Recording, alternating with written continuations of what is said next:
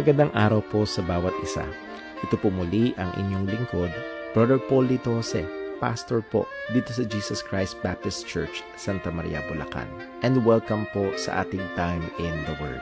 Ito po ay panahon na kung saan tayo nag-aaral ng salita ng Diyos sa patuloy na ikalalago ng mga mananampalataya, sa ikaliligtas ng mga kaluluwa, at lahat ng ito ay sa ikakaluwalhati ng pangalan ng ating Panginoon. Salamat po at kasama po namin kayo ngayon at nawa patuloy tayong matuto, lumalim sa pagkakilala, pagmamahal, paglilingkod at pananampalataya sa ating Panginoon at tagapagligtas.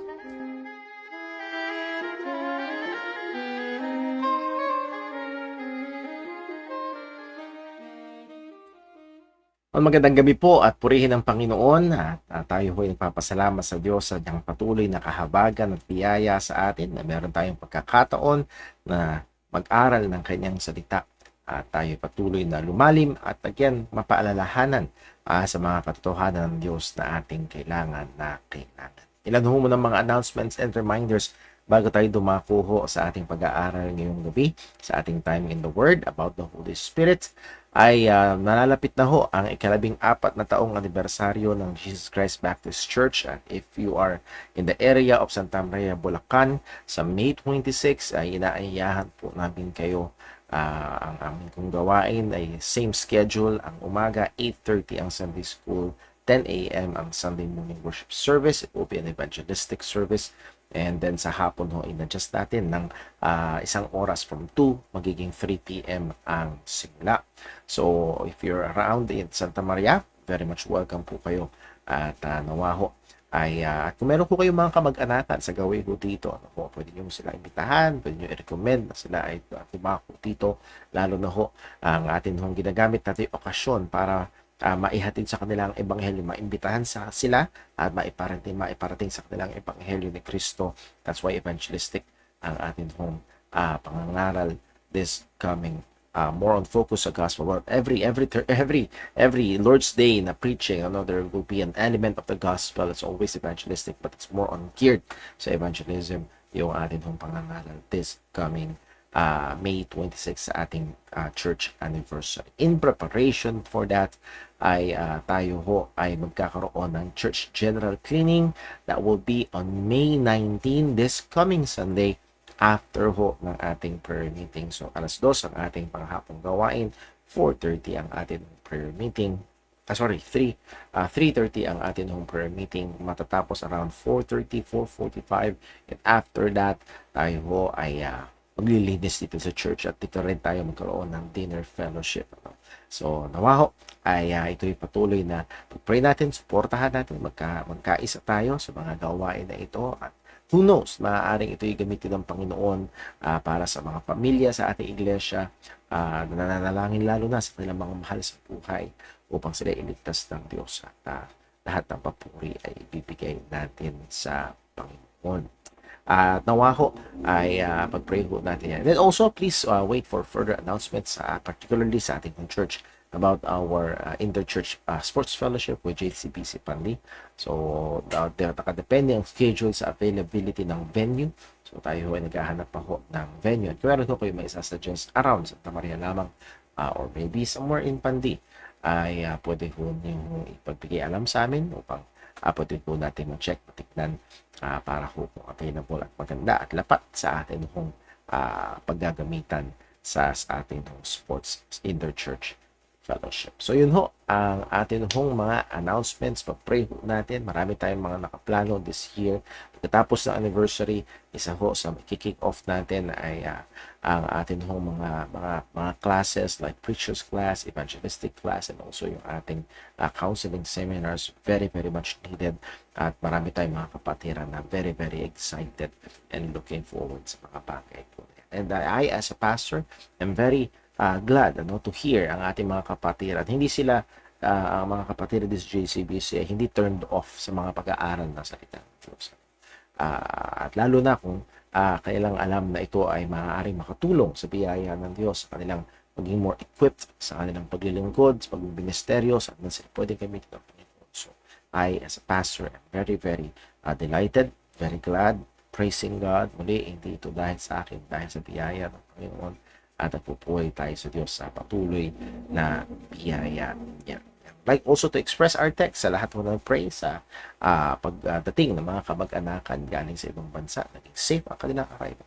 At please to continue to pray for the safe arrival naman ho ng brother ko. Well, that will be on June pa naman. Pero pakisama ko yan sa prayer. Well, speaking of prayer, tayo huwag dumako sa panalangin bago tayo dumiretso sa ating pag-aaral ngayong gabi. Let us pray.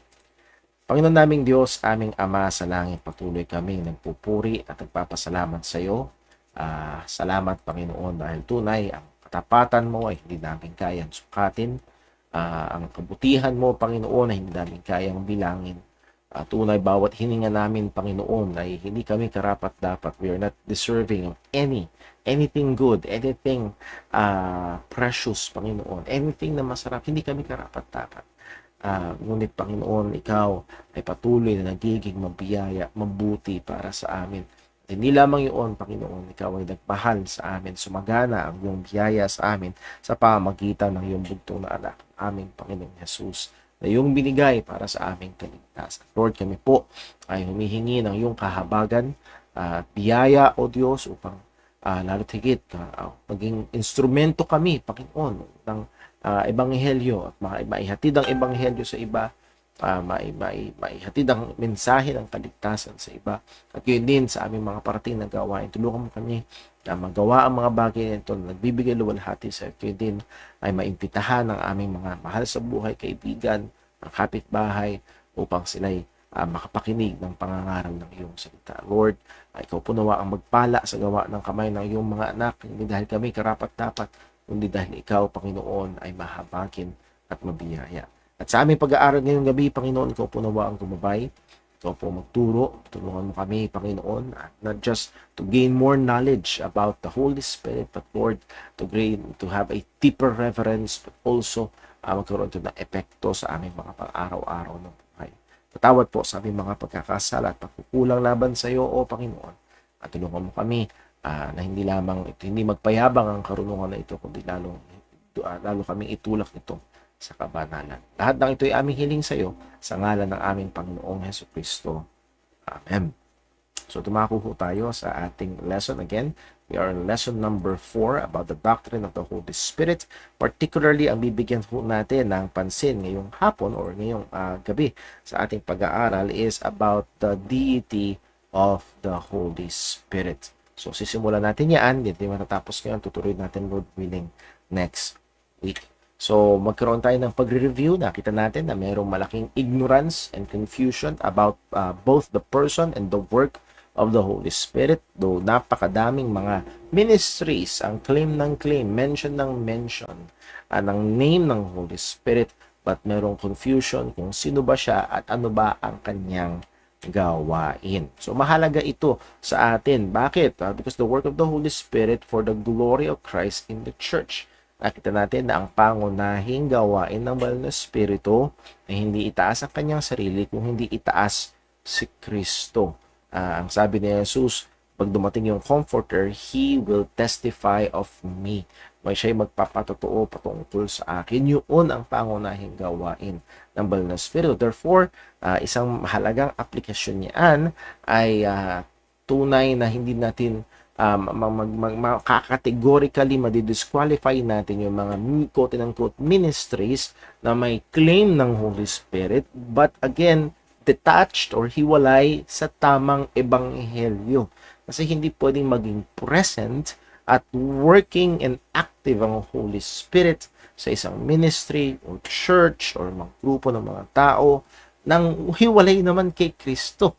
Ay hindi uubra, sapagkat ang unang pangunahing gawain niya is to testify of Christ. Pangalawa, the manifestation of the fruit of the Spirit in our personal lives. Yung gawa ng banal na Espiritu sa buhay ng mga mananampalataya. Muli, ang focus ng marami ngayon is in the miraculous, in the surprising, but not in the normal. Ano yung normal? Sanctification.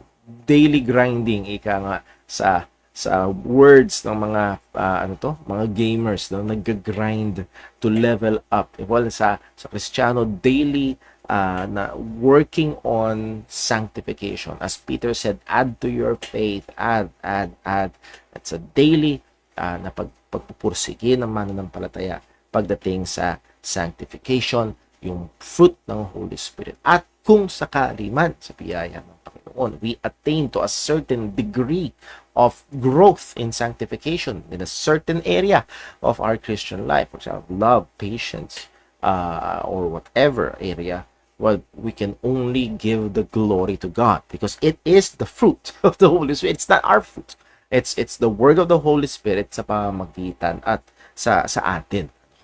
And then lastly, the powerful presence of the Spirit in the ministry of the word, as we have seen na ang pangunahing kaparaanan, hindi ito lamang, kundi ang pangunahing kaparaanan ng Panginoon ay ang pangangaral ng kanyang salita. The Spirit attends the teaching, the preaching, the ministry of the Word of God. Kapag nahandun ang kilos ng Banal na Espiritu, oh, what power yung maaari nating masaksihan. Muli, we can see yung mga preachings. We were going through the book of Acts with Brother Daryl starting Sunday afternoon, blessing.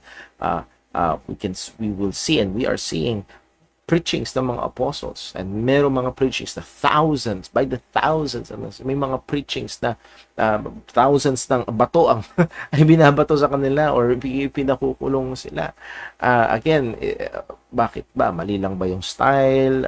Kulang lang ba ng mga illustrations?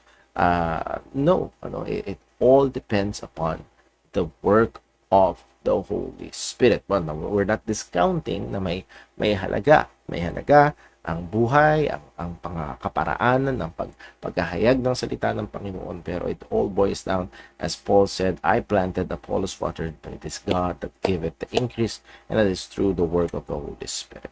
Na pinag-aralan natin nakaraan the name of the Spirit, that is particularly the two words, Holy Spirit, and yung word na Spirit sa Greek is sa Hebrew is ruach, and then sa Greek ay pneuma, and it means the same thing, breath, wind, air.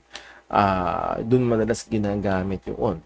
At pagdating sa New Testament, makikita natin dito. Ang significance dito sa Old Testament, it can pertain to power or to life presence, the Spirit as the author of life, nakita natin at may isang verse pa encounter that ulit, and the Spirit as the presence of God. Nandun yung presensya ng Diyos, nandun ang buhay ng Panginoon. So muli ay makikita natin ito yung mga significance ng lumang tipan. Pero pagdating sa bagong tipan, ang word na pneuma ay ginamit sa 5 iba't ibang mga kaparaanan. It can pertain to human constitution, again, the immaterial part of man, and then pwede rin itong pumapatungkol sa angelic beings, pwede rin itong pumapatungkol sa demonic beings, or letter D, pwede ito pumapatungkol sa attitude or governing character ng isang tao.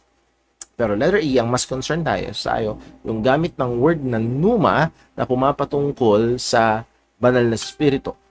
Madalas, hindi lagi, pero madalas, mamaya may encounter tayong verse, madalas ito ay capitalized sa mga English Bibles, pero hindi lagi, hindi yun perfect. So again, context should really guide us. So, muli, ay ito yung mga iba't ibang gamit ng word ng pneuma sa bagong tipan, but our main concern is with regards to the Holy Spirit.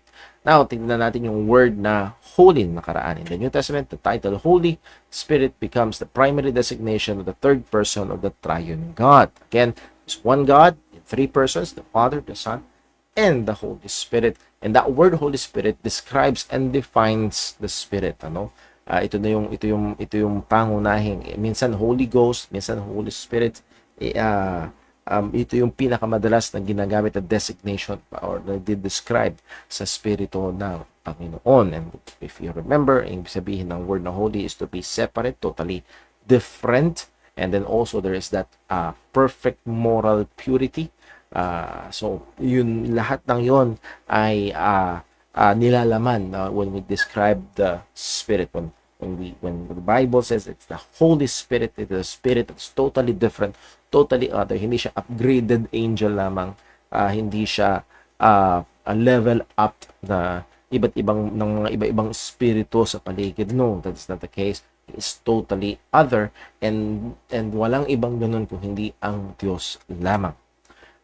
Now, in-apply natin yan. Again, measure the presence of the Spirit in the individual or in the church by the evidence of holiness, because He is the Holy Spirit. He promotes holiness, not chaos, not immorality, but holiness. Then number 2, every part of the ministry that is used by the Holy Spirit contributes to the cause and promotion of holiness. Again, sanctification. Again, because He is the Holy Spirit. And not only that, the primary work of the Holy Spirit is to glorify Christ. Nandun yung pagluluwalhati, pagtataas, patungkol sa ating Panginoong Hesus Kristo. So these are just some of the very important applications na ating kailangang bigyang pansin.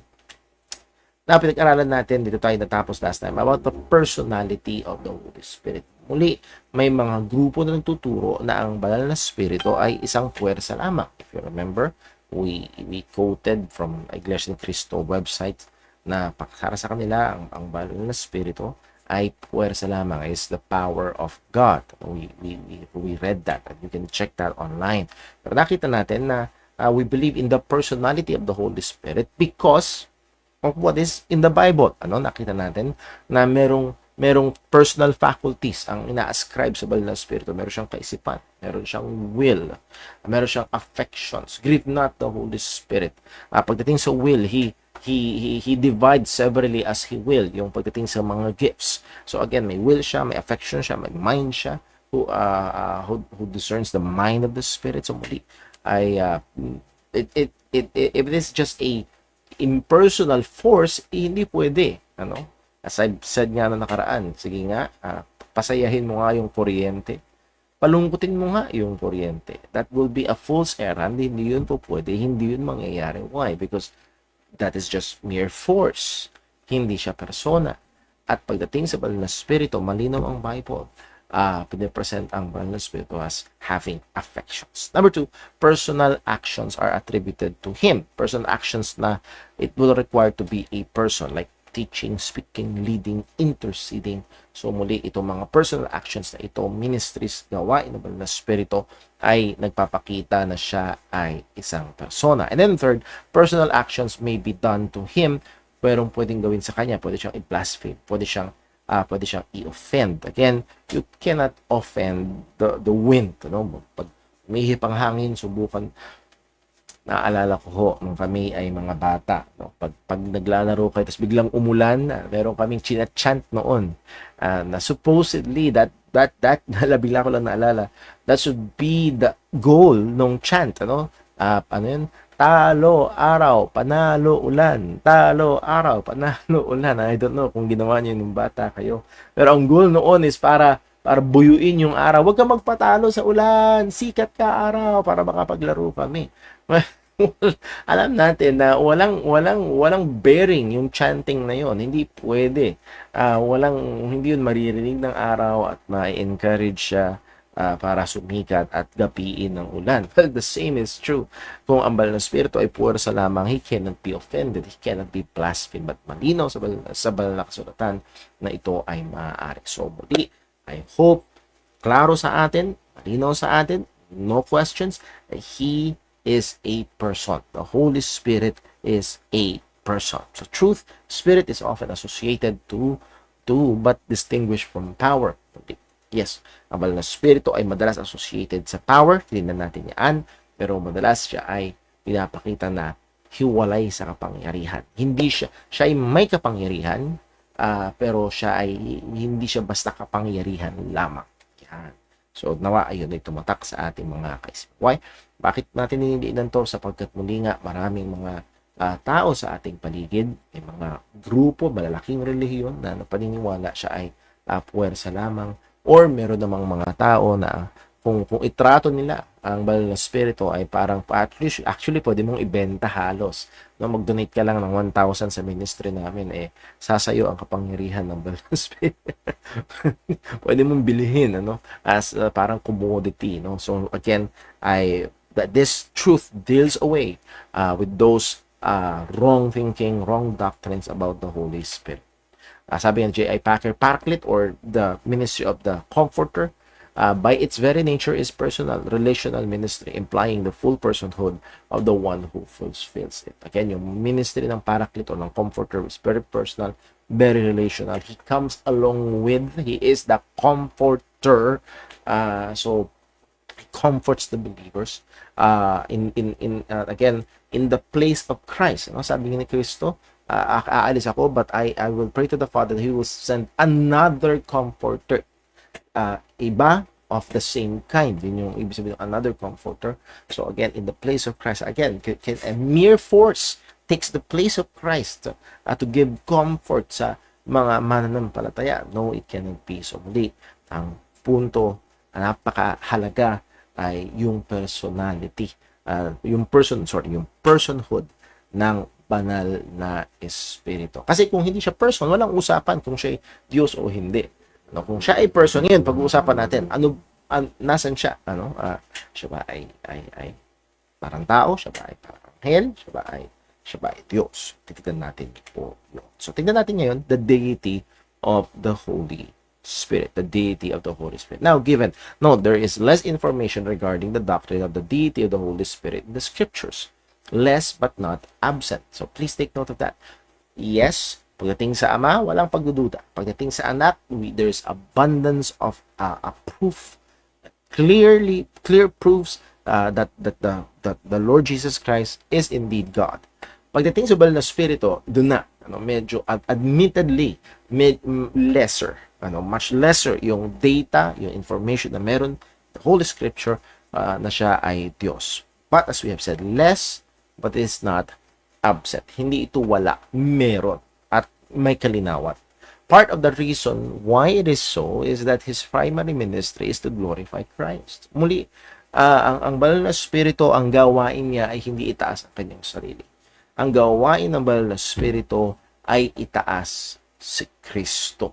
So, in a sense, pwede nating picturean ito ng ganito, nasa backstage. Parang ganun, nasa backstage. So, hindi siya laging quote and unquote kita. In a sense, hindi siya laging nababanggit. In a sense. Dahil hindi yun yung pangunahin na gawain niya. Pero hindi absent ang mga details na makikita natin na yes, ang banal na Espiritu nga ay Diyos. Now, to illustrate that, let me try to give two ways. One, for example, let's say, magkaroon tayo ng quiz. At ang quiz is guess the animal. Guess the animal. Hulaan mo kung anong hayop. Merong 4 na paa. Merong iba-ibang hayop. May buntot. May dalawang tenga, may dalawang mata, may ilong, may bibig, medyo mahaba ang dila. Kaya hayop yun. Matangkad. Matangkad. May mahabang leeg. Ayun. Siguro, yung iba sa inyo, alam na, it's a giraffe. So, based on those descriptions, it only fits a giraffe. Well, sabi daw iba, teka muna, mukhang kabayo yun, mahaba rin. Well, may napakahabang leeg na halos 2 palapag ang haba. Sige. Well, that's a giraffe na. Surely. Wala na ibang hayop na kagaya ng ganunong haba ng leeg. Ang punto ho ay, with those descriptions, we can arrive at a certain statement na, yes, that is a giraffe. In a sense then, when we look at the Bible and look at the descriptions na sinasabi patungkol sa banal na Espiritu, sino ba siya? Ano bang ginagawa niya? Ano bang mga katangian niya? It will only fit God. It will only fit God. Pwede lamang itong lumapat sa Diyos. Well, pangalawa, medyo hawig na doon at tingin ko magigets yun na. Nakakita ikaw ay naglalakad at bigla ka nakakita ng halaman sa tabi mo o sa gilid ng kalsada. Itong halaman na ito ay kakaiba. Hindi siya katulad ng madalas na may mga sangang kahoy na gano'n na may mga dahon, no? Medyo lapad ito. Hindi siya then yung mukhang dahon siya na makapal na lapad, tapos napansin mo may tinik-tinik. May tinik-tinik. Well, higit sa malamang nakita niyo na agad. Well, cactus 'yun, purple cactus 'yun. So again, when you look at that certain plant, at tingnan mo yung mga characteristics, you can identify, well, that's a cactus. Ngayon din naman, yun yung challenge natin. When we look at the Holy Spirit in the scriptures, maaaring walang nakalagay. Halimbawa, yung halaman na yun, walang nakalagay, I am a cactus. Hindi nakalagay na siya ay cactus. Pero yung description niya really is a cactus. Maaaring walang nakalagay, word for word, the Holy Spirit is God sa Bible. Kagaya nung sinasabi. Again, the only implication and clear na pwede nating sabihin when we look at the descriptions and attributes ng Banal na Espiritu sa Biblia, we can only arrive that yes, He is indeed deity. Siya nga ay tunay na Diyos. So, that's how we will approach. So, tingnan natin ang mga bagay na ito. Number one, tingnan muna natin, He is expressly or derivatively called God. May mga lugar sa Biblia na hindi man word for word, exacto, punto por punto na sinabing siya ay Diyos. Pero makikita natin na expressly or derivatively, not that directly. For example, sa Acts chapter 5 verse 3, nung nirebuke ni Pedro si Ananias and Sapphira, yung mag-asawa na nanloko sa church, ano?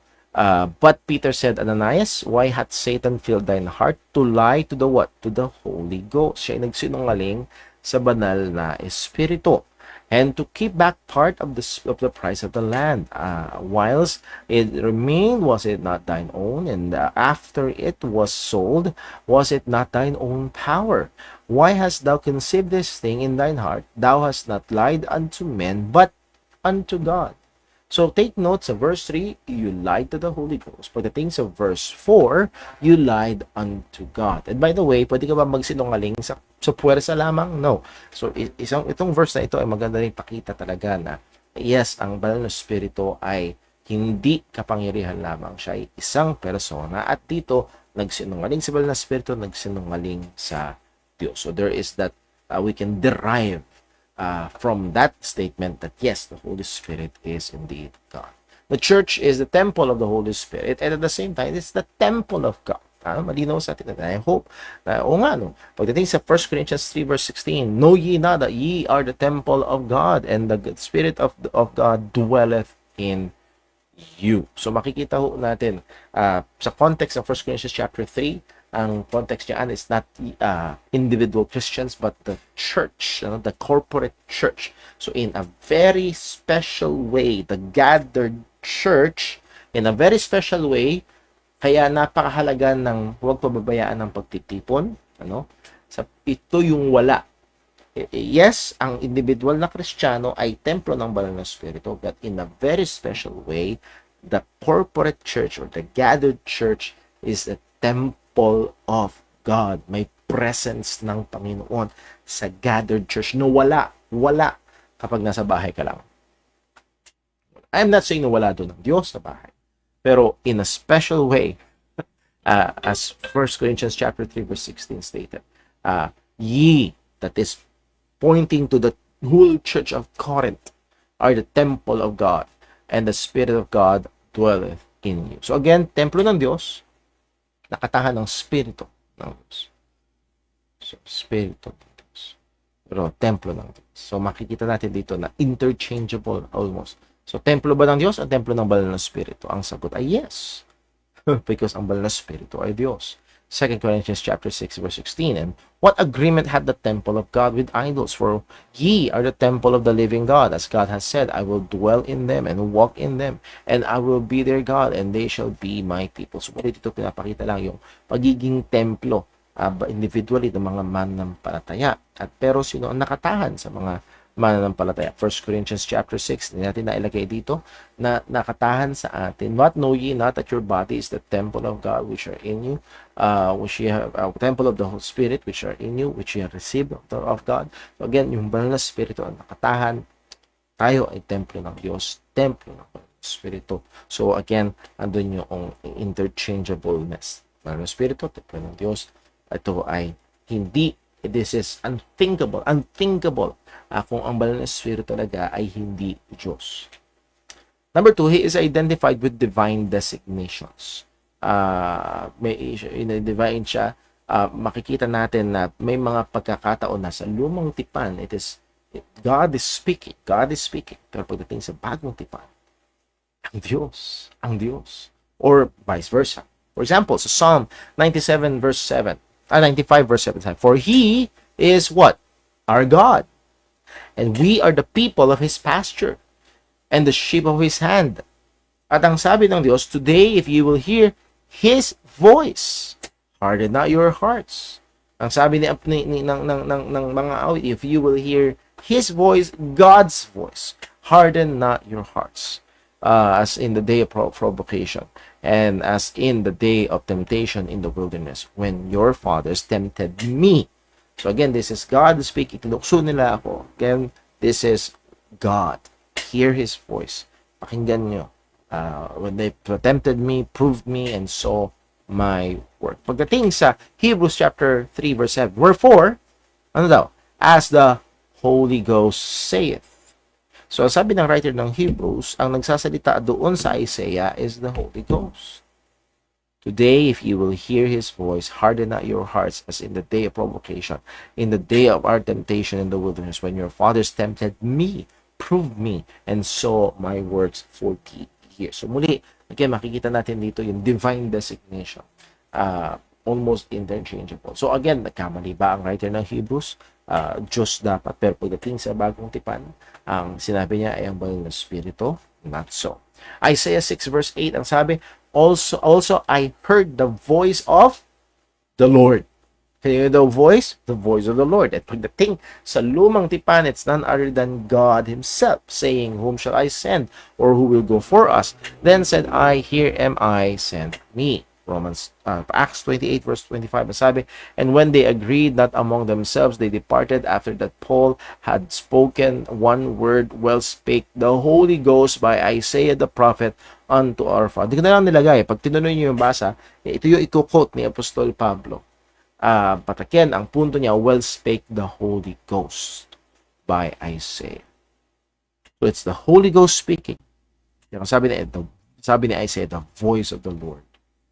So again, the voice of the Lord, the voice of God, is the Holy Ghost speaking.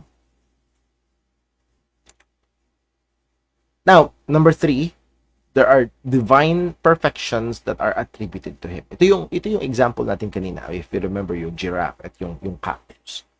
May mga characteristics na pag sinabi natin, well, nag-fit dun lang, or nag-fit dun lang sa giraffe, nag-fit dun lang sa cactus. It cannot be any other. Makikilala natin siya. Isang katangian is that characteristic or attribute of being eternal. Walang hanggan. Hebrews chapter 9 verse 14, how much more shall the blood of Christ, who through what? The eternal Spirit offered Himself without spot to God, purge your conscience from dead works to serve the living God. So again, hindi natin purpose na i-expound ang lahat ng nilalaman ng verse na ito, pero just carry the thought that Christ offered Himself through the eternal Spirit. So yung work ni Kristo is through the power of the Holy Spirit. Napakasarap sana mag-dive in doon sa pagbulayan yung katotohanan. But again, dito din describe ang banal na Espiritu being eternal. Wala siyang simula, wala siyang hangganan. And the only one fitting that bill, ika nga, ay walang iba kundi Diyos. God, the Holy Spirit is omnipresent. Lahat ng lugar nahandun siya. Psalm 139 verse 7, whither shall I go from thy spirit? And dyan, hindi attitude, kundi more on, dapat yan, capital S, the Holy Spirit, or whether shall flee from thy presence. So makikita natin dito yung tawag dito, yung parallelism. Saan ako tatakbo mula sa yung Espiritu? Saan ako tatakbo mula sa yung presensya? Ang presensya ng Espiritu ay presensya ng Diyos. At ang punto ay, ang sagot dito, wala. Walang lugar nang wala doon ang Diyos. Walang lugar nang wala doon ang Espiritu ng Panginoon. So, kita natin na doon yung kanyang katangian that God, the Holy Spirit, is omnipresent. Walang lugar na wala doon ang Panginoon.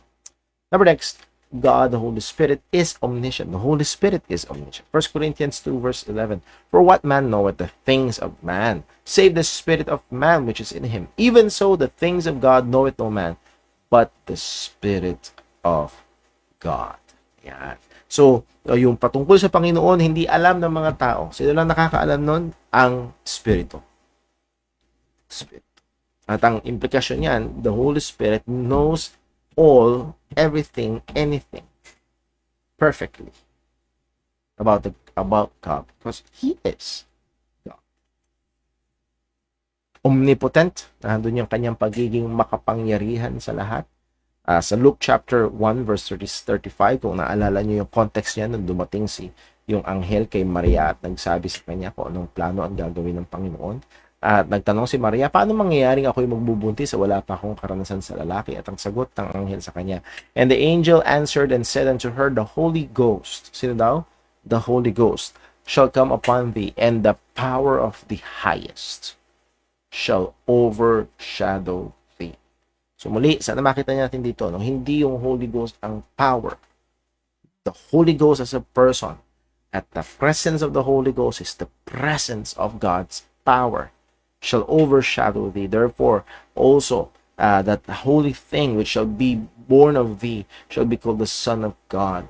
For with God, nothing shall be impossible. If you remember, yung sa mga una natin pinag-aralan, the Holy Spirit is the executive. Kung merong executive, diba, sa ating gobyerno, meron tayong executive, judiciary, and so on.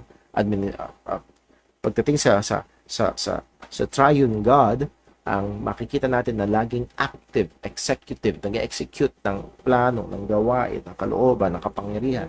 Gawa ng Panginoon ay walang iba kundi ang banal na Espiritu. At ang sabi ng salita, for with God, nothing shall be impossible. So, God, the Holy Spirit, God is omnipotent. So, again, the Holy Ghost shall come upon thee, and the power of the highest shall overshadow. And this power is omnipotent. Nothing is impossible. Kalooban ng Diyos ay mangyayari. Sovereign. The Holy Spirit is sovereign. John 8 verse 8, makikita natin yung pagiging soberano niya, that is, siya ang may dikta. Siya ang may hawak. Siya ang nagdidesisyon.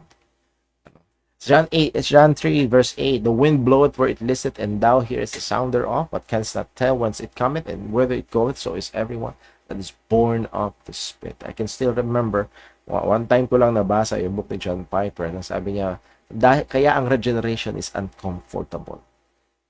The doctrine of being born again ay hindi komportable pag pinag-aralan ng tama. Bakit? Suddenly it's out of your control. Sad to say, maraming mga churches, even Baptist churches, seemingly ang regeneration or ang rebirth or being born from above ay kontrolado ng tao, kayang idikta ng tao, kayang may steps na gawin ang tao para magawa niya, ma-born again siya. No, ang sabi ng Panginoong Jesus, parang hangin, iihip, hindi mo kontrolado. So is everyone that is born of the Spirit. He is sovereign. The Holy Spirit is sovereign when it comes to regeneration. 1 Corinthians chapter 12 verse 11. But all this worketh that one and the same Spirit, dividing to every man severally as it wills. Ang context yan is about spiritual gifts. At again, ang sabi ng salita ng Panginoon, sabi ni Apostol Pablo, all this worketh that one and the self-same Spirit. So it's the Holy Spirit. Ano ginagawa ng Holy Spirit? Dividing to every man severally what? As he will. So, again, kung ikaw ay Kristiyano, huwag kang maging napakaingat tayo kung magre-reklamo tayo. Ba't wala akong gift na gano'n? Ba't wala akong gift na gano'n? Parang mali yata. Gusto ko. No, it's the Holy Spirit.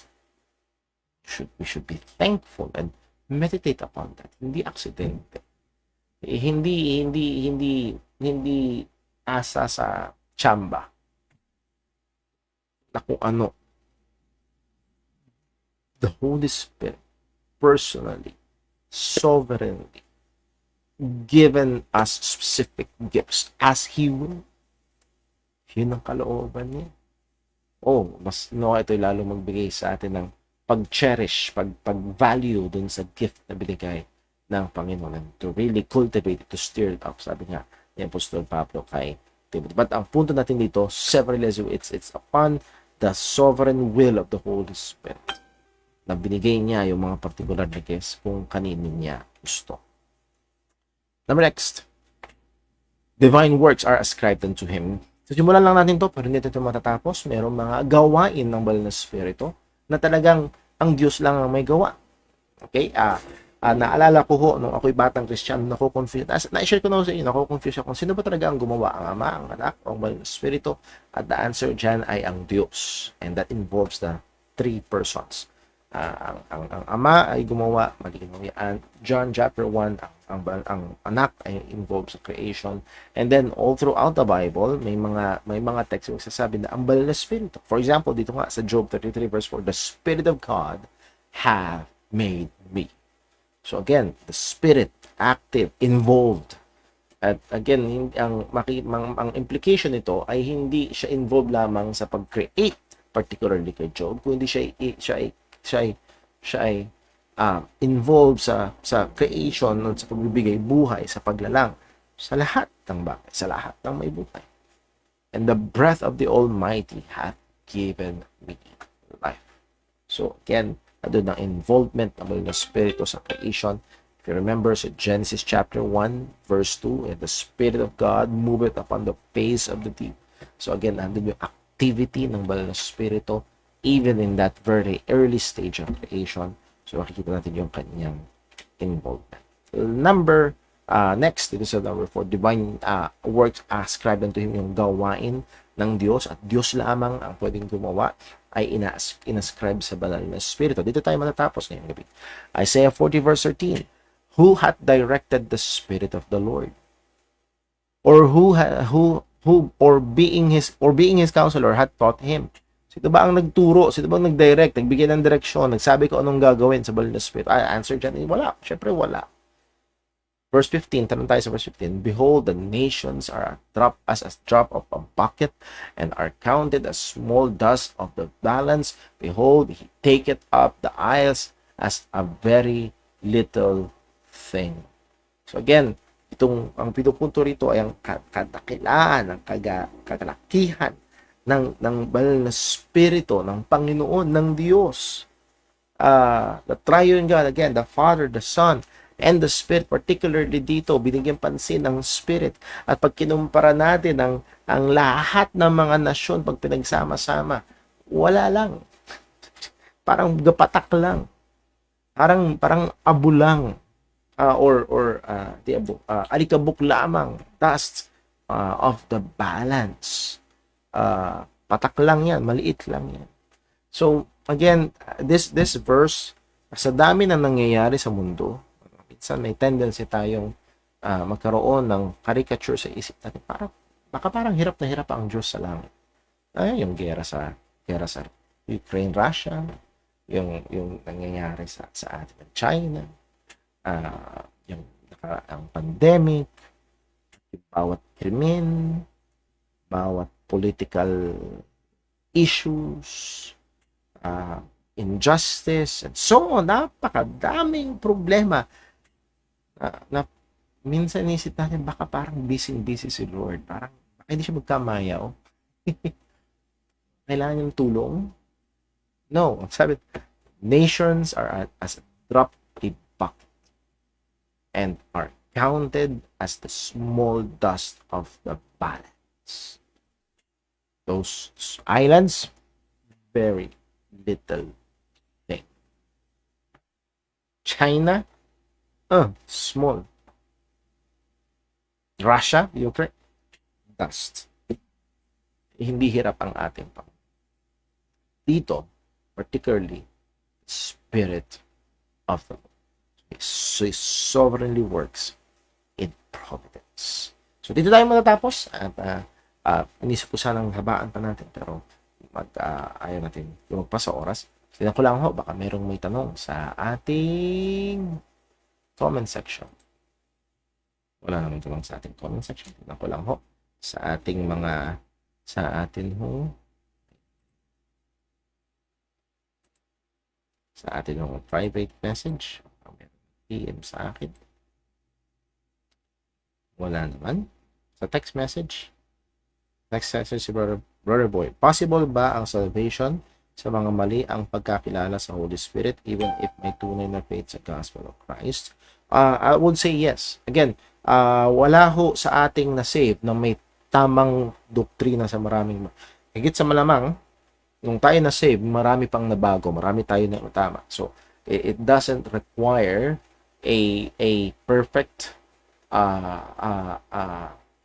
understanding of truths or all the truths of the Scripture para maligtas ang isang tao.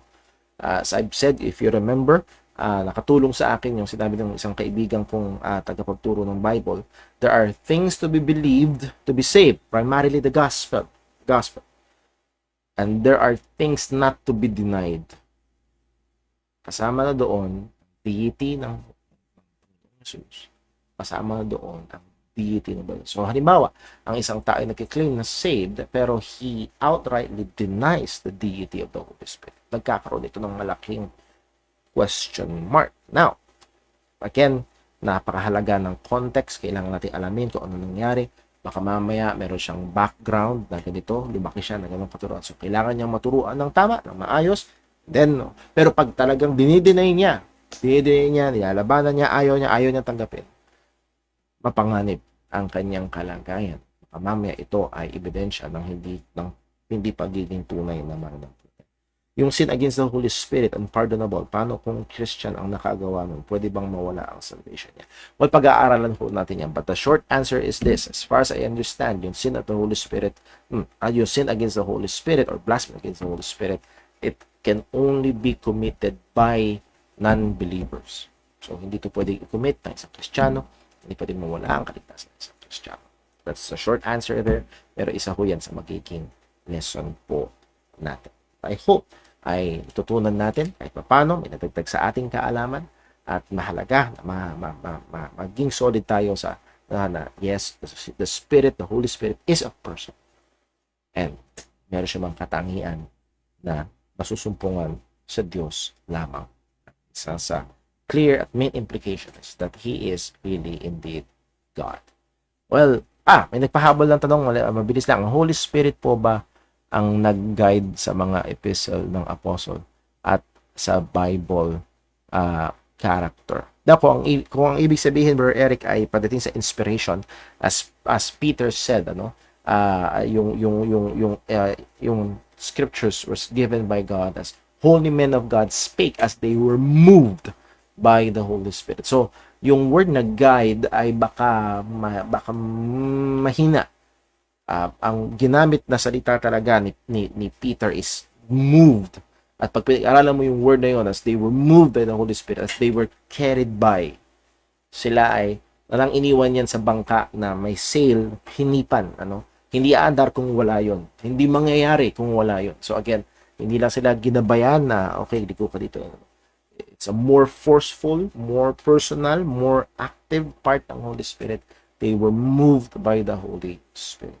Holy men spake as they were moved by the Holy Ghost. Now, as we have said, sa providence, andun ng gabay. Wala aksidente sa mga nangyari. Ito lahat ay sang-ayon sa pinlano, sa decree ng Panginoon na mangyari para magbigay sa atin. Not just even the very personalities and the very events para parating sa atin ang kanyang salita. With that, tayo po ay mag-close sa panalangin natin ngayong gabi. Let us pray. Panginoong Diyos, aming Ama sa langit, maraming salamat po patuloy sa iyong salita na patuloy na basihan ng aming pananampalataya. Tulungan mo kami. Lord, hindi ito magpayabang sa amin, kundi lalo magpalalim ng aming pananampalataya at pakita ng aming mga kakulangan pa sa kabanalan at pagsumikap kami rito. At patuloy kami, Panginoon, maging instrumento para sa Ebanghelyo. Tawad po sa aming mga kasalanan. Ingatan mo kami, Panginoon. At salamat po sa katotohanan na kaming mga mananampalataya ay templo ng Banal na Espiritu. Lahat ng papuri ay sa iyo lamang. Ito po aming dalangin sa pangalan ni Jesus. Amen. Pray natin na ating parating na anniversary. See you this coming Lord's Day. God bless po. Magandang gabi.